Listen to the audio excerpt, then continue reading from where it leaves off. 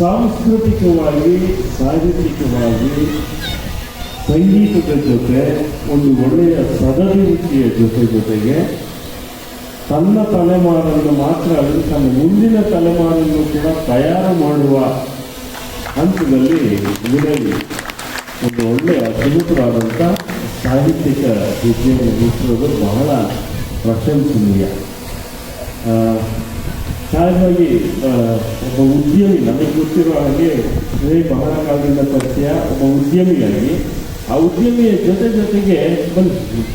ಜೊತೆಗೆ ಆತನ ಚಿಂತನೆಯ ಧಾಟಿ ಇದೆಯಲ್ಲ, ಅಲ್ಲಿ ಸಾಮಾಜಿಕ ಕಳಕಳಿ ಇದೆ ಮತ್ತು ಮನುಷ್ಯ ಪ್ರೀತಿ ಇದೆ.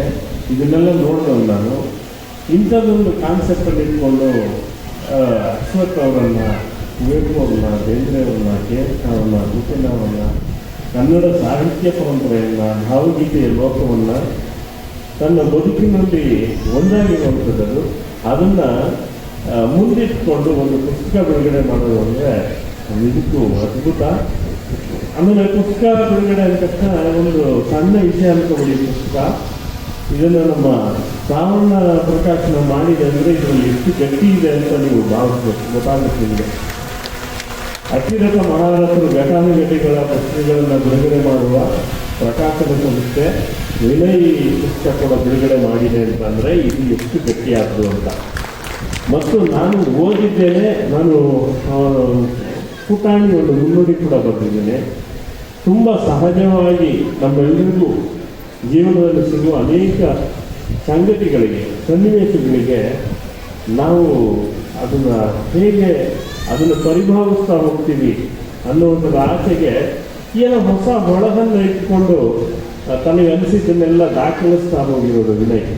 ಆ ದಾಖಲೆಗಳ ಸಂಕಲನವೇ ನಾವು ಮೂರ್ಖ ಮಾನವರಲ್ಲವೇ, ಮನುಷ್ಯ ಯಾಕೆ ಹೀಗೂ ಯೋಚನೆ ಮಾಡಬಾರ್ದು ಅನ್ನುವುದನ್ನು ಇಟ್ಕೊಂಡು ಬಂದಿರುವಂಥ ಪುಸ್ತಕ.